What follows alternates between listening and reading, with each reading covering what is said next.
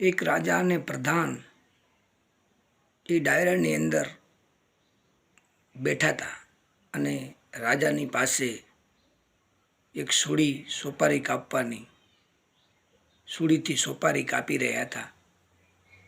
ત્યારે સૂડી કાપી રહ્યા ત્યારે સોપારી કાપના તેમનો અંગૂઠો કપાઈ ગયો.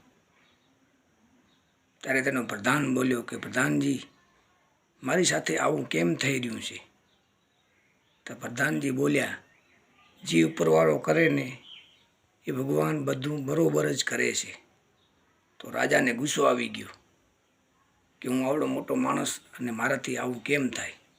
મારી સામે આ પ્રધાનજી કેમ આવું બોલે?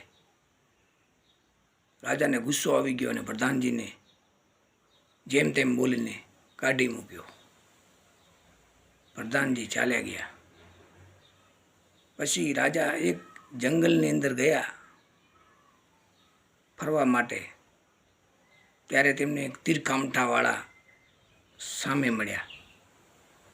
પછી તીરકામઠાવાળા રાજાને ભારી ગયા કે ઓહો, આજે મોટો માણસ આપણને મરી ગયો છે, આજે આપણે બલિ ચડાવવાની છે, આને લઈ લો, નવરાવી ધોરાવી અને આને આપણે બલિ ચડાવી દઈએ. માણસ ગોતી રહ્યા હતા એટલે રાજાને લઈને એને નવરાવી ધોરાવી અને કમ્પ્લીટ કર્યો. ત્યાં નવરાતા તેના અંગૂઠો જોઈ લીધો, ત્યાં અંગૂઠો કપાયેલો હતો. ત્યારે તીરકામઠાવાળા માણસો બોલ્યા કે આપણે આ અંગૂઠો કપાયેલો માણસ ન ચાલે, એ બલિમાં ન ચાલે. ત્યારે એકલા ફરવા નીકળ્યા હતા તો એમને છૂટા કરી નાખ્યા.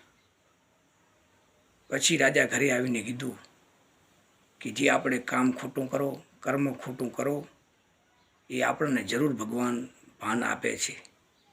પ્રધાનજી પાસે ગયા કે પ્રધાનજી, આ તમે જે બોલ્યા હતા કે ભગવાન જે કરે એ બધું સારું જ કરે છે, દુઃખો આપે ત્યારે ઘણું બધું શીખવા મળે છે. પ્રધાનજીએ કીધું કે હું તમારા ભેગો રહ્યો હોત તો તમે બચી જાત અને મારું મોત થઈ જાત. એટલે હંમેશા હું રાજા ભેગો નહોતો રહ્યો, ન કે જો ભેગો હોત તો એ રાજાને મૂકી દોત અને મારું મોત થઈ જાત. એટલે ભગવાન ગમે તેને ક્યારે પણ કર્મ ધર્મનું ખોટું ને સત્યનું ફળ જવાબ જરૂર વહેલા મોડા આપે છે. એટલે માણસોથી ન ડરવું, પણ ખોટું કાર્ય, ખોટું કામ, અસુરી માયાથી જરૂર ડરવું. એનો હિસાબ ભગવાન જરૂર મોકલે છે. ગુડ મોર્નિંગ, જય માતાજી.